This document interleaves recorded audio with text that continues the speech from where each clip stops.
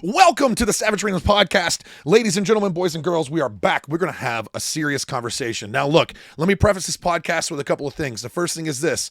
I am not politically correct. I express my own views and my own opinions on pretty much everything that comes through, but I back them up with facts. That's the first thing. The second thing is I like to use coarse and strong language. If you don't like it, turn me off.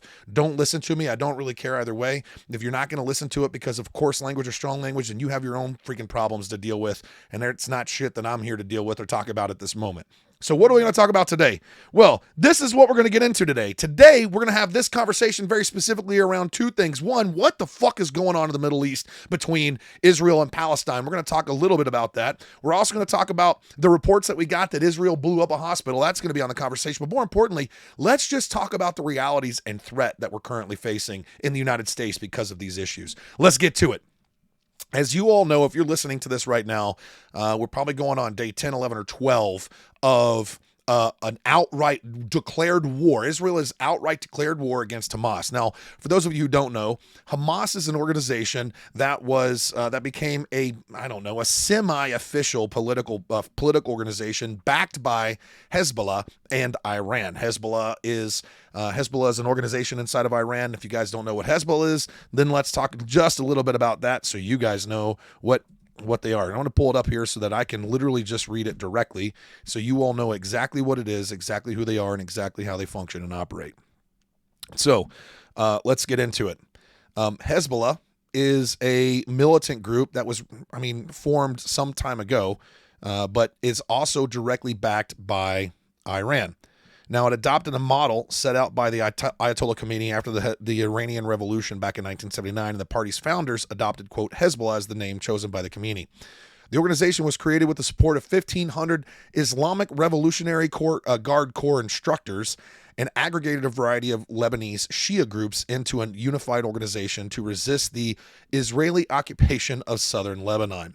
Now, when you get into the concept of Hezbollah and really what their manifesto was, it came out in 1985.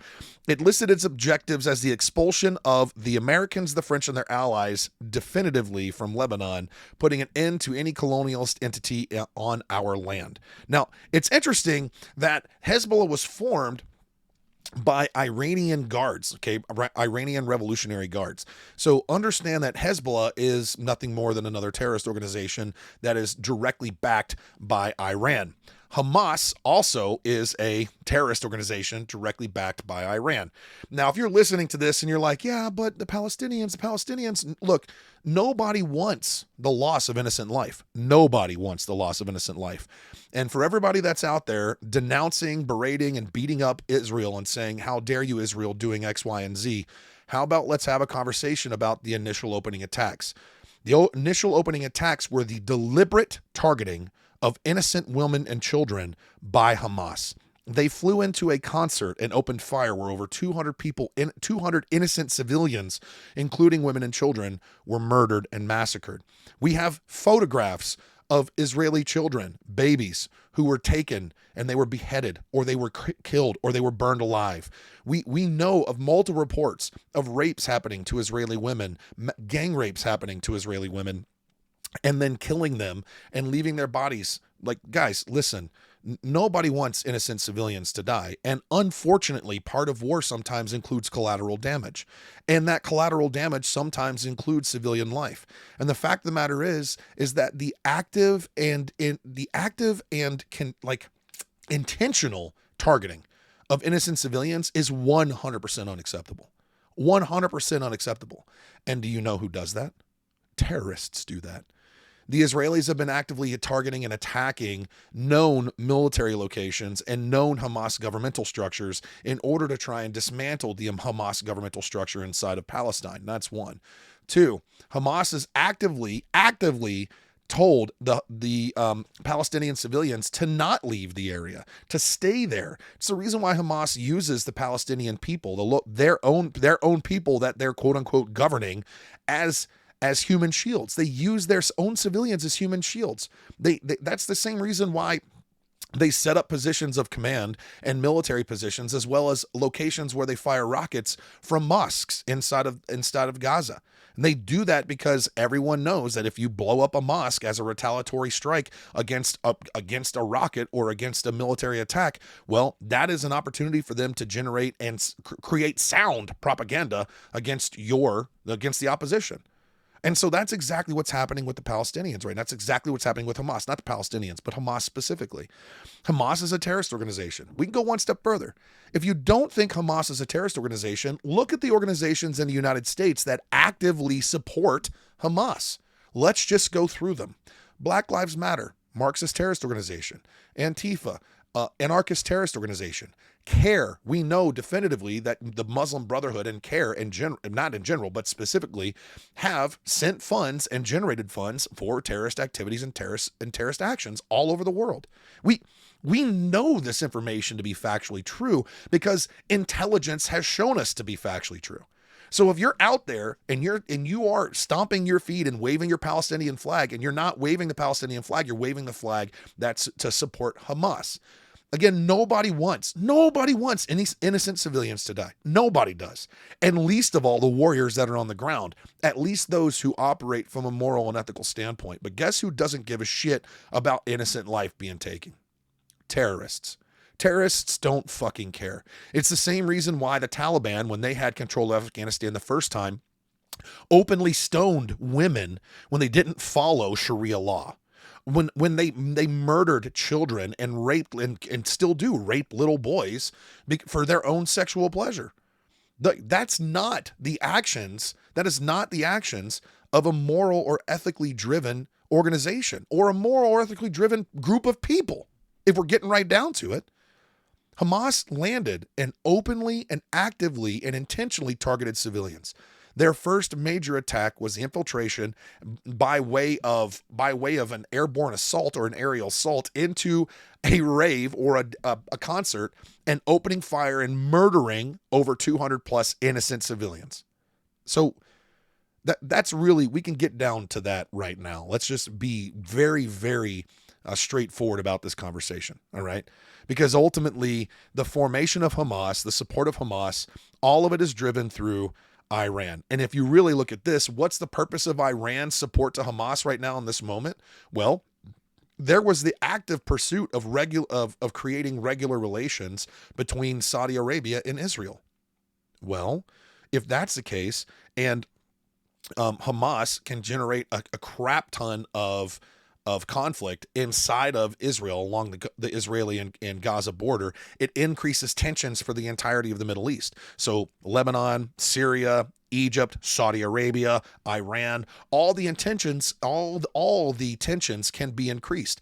And if Israel happens to attack southern Lebanon, which we've seen attacks come out of southern Lebanon by Hezbollah and also into southern Lebanon from Israel in a counterattack against the Hezbollah, that are a terrorist organization trying to attack the northern border, the hope is that there's a possibility that if enough Shia die, then Saudi Arabia will get involved and become part of this conflict, and that would destabilize the potential relationship getting started by or working between Israel and Saudi Arabia, and heighten the possibility of regularized relations between Iran and Saudi Arabia.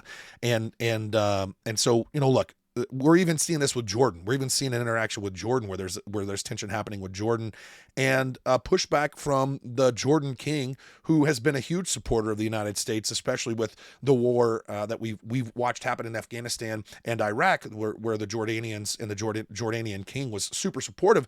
Well, now there's some tension there between the United States and Jordan to an extent. I mean, Biden landed in Jordan and there wasn't a regular meeting, and just there's a lot of weird shit happening geopolitically right now in the world.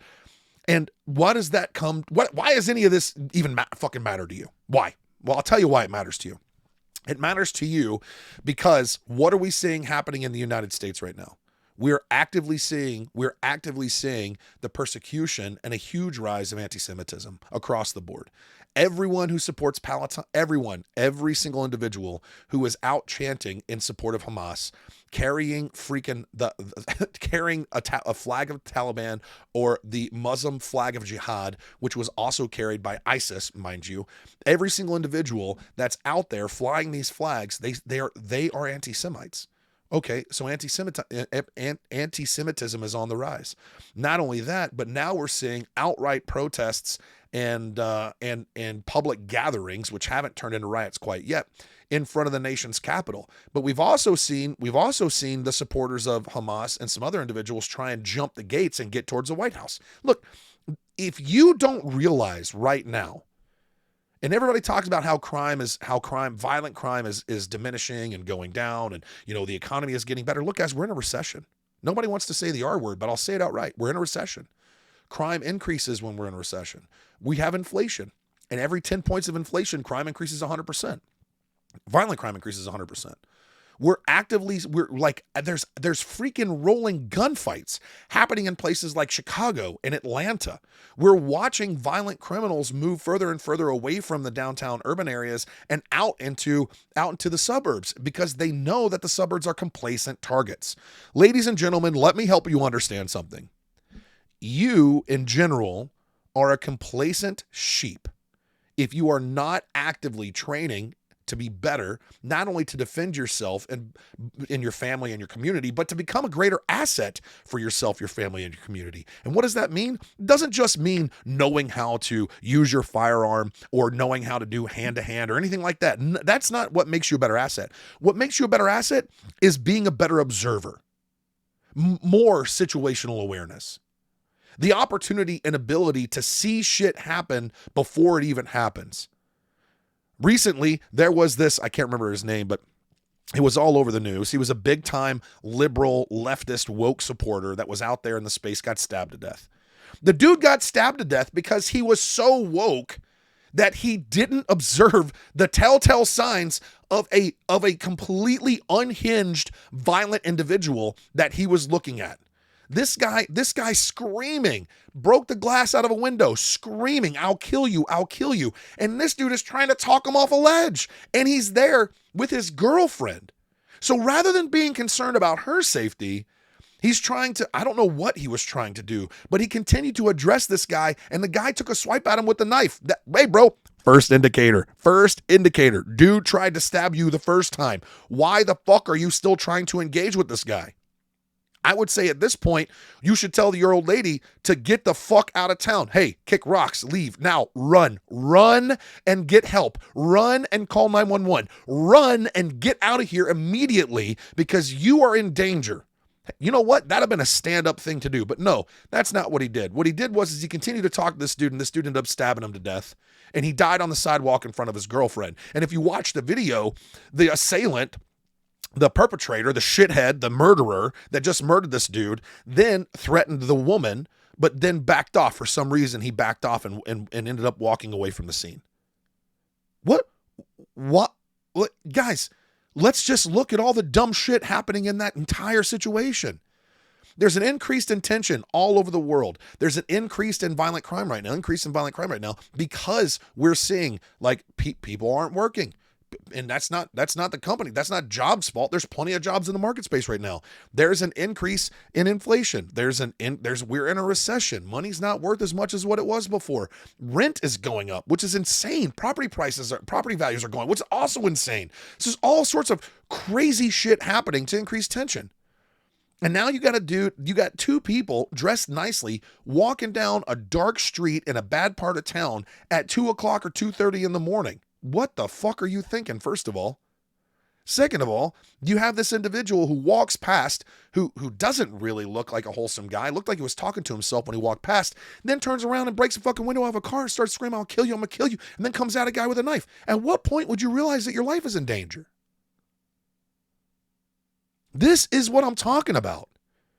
If you live in the suburbs, you're an easy target. If you live in a, quote, well-to-do neighborhood, you're an easy target. Why are you an easy target? Because of the same thought process that so many people live with. Well, this is a good neighborhood. It couldn't possibly happen here. This is a good area. It couldn't possibly happen here. Oh, that'll never happen here. Guys, It's happening all over the country. All over the country and on the highways. Like I literally was driving back from Kansas City after dropping off another fellow Green Beret after training this last weekend. Okay. And in the process of driving back, had a vehicle behind me riding my bumper. And I do mean riding my bumper. I drive an F-250. I couldn't even see their daggone windshield. So I rolled down my window and I thumbed at him, like, get back off. Like, I gave the thumb, like, back off. I didn't flick him off. I didn't do anything aggressive. I literally was just like, hey, back off my back bumper. There's a shit ton of traffic. Everybody's we're going about 55 miles an hour, but there's a crap ton of traffic and it's a lot of stop and go. They're going to rear end me. What do? Well, the passenger proceeds to climb out of the window of the car, sit on the door with the window down, trying to throw shit at my truck. Then they proceed to get up next to me in the daggone the pull-off lane, right? The shoulder of and this is what's crazier. There's a concrete wall, which like is the edge of the highway where we're driving. There's a significant drop off on the other side.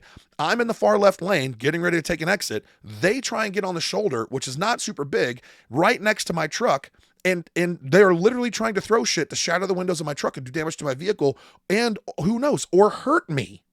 I have to assume at this point that they have one intention, and that's to end my life or actively try and cause me physical harm. Why the fuck else would you be crazy enough to climb out of your car and sit on the edge of your window and throw shit at an a pickup truck that's twice the size of your vehicle, let alone weighs potentially 3 times more than your vehicle and could easily run you over? People believe in general that they have indemnity from retaliation. They believe that you can't touch them or that you won't touch them because you're too scared. And the fact of the matter is that a majority of the population is. A majority of the population is too scared to retaliate, is too scared to protect themselves, is too scared to use their voice and say what they actually mean and talk from their chest. There is a point right now in this country where a large majority of people in this country, it doesn't matter what your skin color is, a large majority of people in this country are too afraid to speak their mind because it might, 1, get them canceled, 2, it might get them judged, or 3, they might get attacked by the opposition. We saw it during the first election when Trump was in the process of getting elected in 2015, 2016. Trump supporters were being attacked in the streets. They were leaving Trump rallies and getting attacked by Antifa and BLM.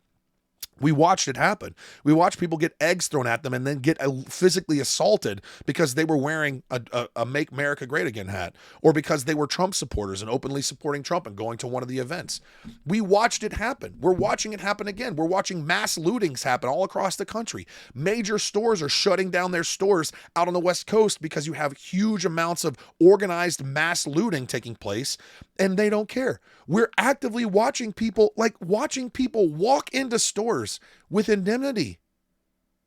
Nobody's doing anything. No one's stopping them because the states have passed laws where you're not going to be prosecuted for theft under a certain number. Cops don't even fucking respond to it anymore. My truck got stolen in one of those cities, and guess who had to freaking recover it? I did. I had to recover my truck. Law enforcement didn't do fuck all, because it wasn't a, quote, violent crime, or it wasn't a crime in the process of its commission. So because it wasn't actively happening, because they weren't actively driving down the road, and because it was already after the fact, I had to go find my vehicle. And in the process of finding my vehicle, I had to sit on my vehicle to make certain that the people who stole it weren't still around. There was a possibility they could still be around. I mean, think about this for a second, guys. When I tell you that no one's coming to save you and no one's coming to rescue you, that is a fact. No one is going to come save you. No one is going to rescue you. If we look at the national average of law enforcement response right now, I think it's 5 minutes. I can double check, but I'm pretty sure the last time I checked, it was around 5 minutes. Do you know how long 5 minutes is? Do you know how long 30 seconds is? That's all the time it takes to get from the front door to the door of your children's room. 30 seconds. That's all the time it takes. That's all the time it takes for someone to pull their gun out. And this isn't even 30 seconds. This is 5 seconds to pull their gun out while you're at the gas station and rob you, or for them to walk into a grocery store and open fire in a mass mass shooting incident. I mean, think about this for a second, guys. You have a duty to be more situationally aware. You have a duty to be prepared. That doesn't mean be paranoid. It doesn't mean to be paranoid and, live in this state of paranoia and hypervigilance. It's not what I'm talking about. I'm talking about a peace of mind because we train to be situationally aware. A peace of mind because we train to be prepared for any possibility that could present itself. Not because we've trained for every possibility, but because we've trained our brain to process information and to actively come up with solutions based on what's presented at us at the time. If you're not doing that, you're a liability. Think about the civil unrest that's taking place right now in the United States. And I promise you this, think about the civil unrest that's getting ready to take place in the United States during this next election cycle. If you don't think it's going to happen, it's definitively going to happen. I'm telling you that right now. I'm calling it right now. Watch February and March. The winter's too cold. Watch February and March. March and April of next year. Watch what happens. Watch what happens. It's the elections. So the election cycle, once it really kicks off and we're within 12 months of the election, watch what happens. Because shit is going to get real. And it's going to get real fast. Okay, the closer we get to 2024, the more civil unrest is going to happen. And the closer we get to actual election taking place, the more civil unrest is going to happen.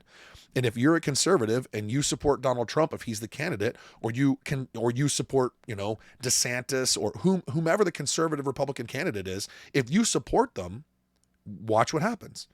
The left is going to lose their fucking mind. And the left is going to lose their mind because right now Donald Trump is leading with a significant amount of margin.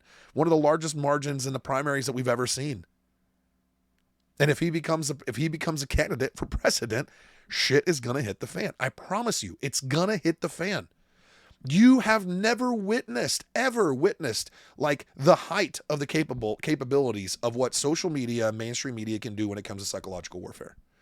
You have never seen the depths, the absolute moral and ethical depths, which is the lack thereof, the left will go in order to get their way to maintain power in this country. You just don't know. You don't know. You haven't seen it because you haven't been overseas to see it firsthand. Those of us that have been to war, we've seen it firsthand. We've seen the aftermath of exactly what it looks like. We've also been there and seen it happen firsthand. Or we've been there immediately following it happening in order for us to remove a dictator from that country. Guys, it's coming.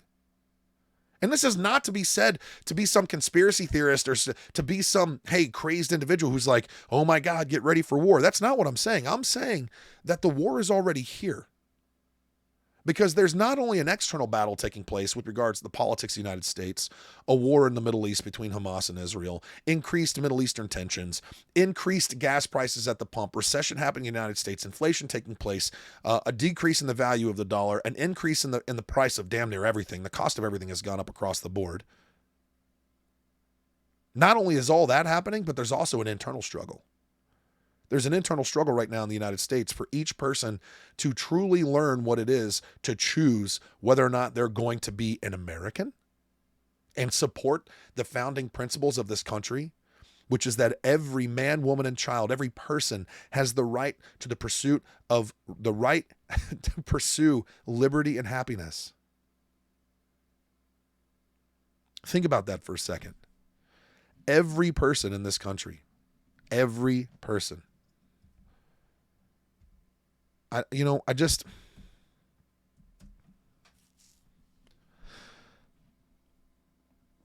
I don't understand is how anybody, any individual, any person in this country that understands the concepts of the founding principles, that understands the absolute baseline of what we live by. Anybody that understands it, if you don't see this happening, I'm at a bit of a loss. I don't know what to tell you. I don't know what to tell you.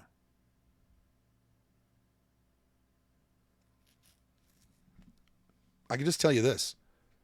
Don't be caught with your pants down.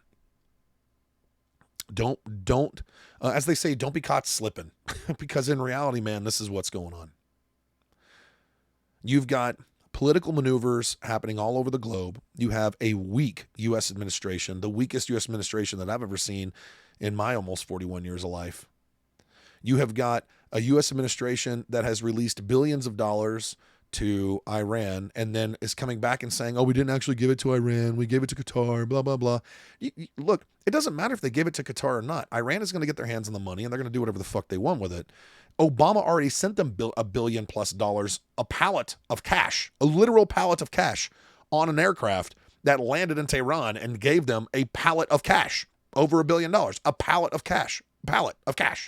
Like, I don't, it doesn't rightly fucking matter to me what anybody's opinion is.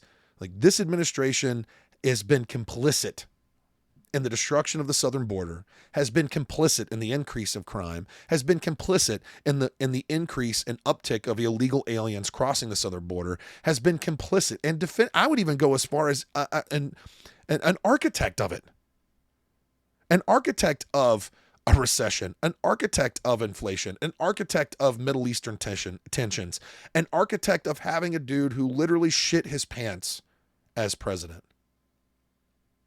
How can anybody take that man seriously? A man who can't articulate more than 3 words at a time. 9 times out of 10 gets lost when he's trying to leave the podium. This administration is the weakest administration I've ever witnessed. And now I'm telling you right now, I love being an American, but I'm fucking embarrassed. Outright embarrassed. I'm embarrassed at our population who has become so fat and comfortable and complacent that they think nothing bad could ever possibly happen to them. I'm embarrassed that we have another half of our population that's become so woke, so quote, woke and aware, that they are literally arguing and battling and outright stating that men are women and women are men. That when you ask what a woman is, by definition, the answer is anyone who identifies as a woman. You can't use the same fucking word in the definition, dude. XXXY. It is what it is. You're either a fucking woman or a man. There are 2 sexes. There are 2 genders. That is it. Period. End of discussion. We have an entire fucking population in this country that's openly arguing that piece. We have a military. The entire military that's gone woke. You're not allowed to use certain words or you're not allowed to make people feel bad. Like, you can't say certain things that could possibly have an individual feel bad. First of all, you know what? Not first of all, nothing. That is the next podcast. This fucking term, your truth. Look here, motherfucker. If you're in the United States military, you have one mission. It is to eliminate the enemies of this country. That is the sole purpose of your fucking existence in that task and in that job. That's it. And if you are a commander in the United States military, your sole purpose is to make certain that the force is prepared to carry out its mission, which is to eliminate the adversaries of this country. It is not to promote woke, liberal, leftist concepts. It is not to promote the idea or concept that men can be women and women can be men. It is not to promote freaking reconstructive surgery for transgenders. That's not your fucking task. The United States government, we the people should not be paying for that. That's the first thing. And the second thing is that those individuals shouldn't be in the fucking military. Period. If they want to be in the military, they can be in the military and do the job and not get assigned a hormone replacement therapy and not get freaking reconstructive surgery based on the reassignment, whatever the fuck they call it. I don't even care what it's called. It doesn't matter to me. You can't reassign gender. The people should not be paying for plastic surgery for individuals who want to change the way their body looks in order for it to match whatever term they want to label themselves with. That's not what we should be doing. If I, as a fucking American male who served in the military, was not authorized by my country, by my government, to get hormone replacement therapy to give my body testosterone, a human male body testosterone that is required to function at an optimal level because my testosterone production was diminished based on my time in service. Why the fuck are we offering hormone replacement therapy to individuals who have a psychological disorder that think that they're something that they're not? Why? It doesn't make any sense to me. It doesn't improve the fighting force. It doesn't make an individual better in order to eliminate the adversaries of the United States. That is our fucking task in the military. And here we are. We're supporting individuals who support terrorists. We're calling them heroes and champions. We're supporting individuals who are outright and openly anti-Semitic. What? The world has flipped upside down on its head. And this country is the goddamn leader of clowns right now. I'm disgusted. I'm disgusted and I'm embarrassed. I'm embarrassed by a majority of the populace of our United States. I'm embarrassed definitively by this administration. I'm embarrassed by the bureaucracy, and I'm embarrassed by the political horseshit that continues to take place on Capitol Hill. So-called conservatives not actually being conservative. So-called moderates not actually being moderate. And not a fucking one of them with a legitimate concern and care for the people of this country. The people that they work for. The people they're supposed to serve. But you got an entire party, the Democrats, the left, who believe that their sole purpose is to be in position for the people to serve them. Their position is in power and for us to provide that power to them so they can get wealthy off the backs of the American people. We saw that firsthand during COVID. We also saw that firsthand when Nancy Pelosi stood in front of the freaking country and said, "No, we shouldn't change the trading laws so that it's considered insider trading when congressmen and senators make significant trades that generate a significant amount of return of money from them through the stock markets. No, we shouldn't change that. No, I would what? No, we should no. No, also, you guys, why are you reporting on the fact that I went to get my haircut at a location that we said determined and definitively said to be shut down, and I did it without a mask? I mean, why are we reporting on that? I don't understand why we're reporting on that, Nancy Pelosi. No idea.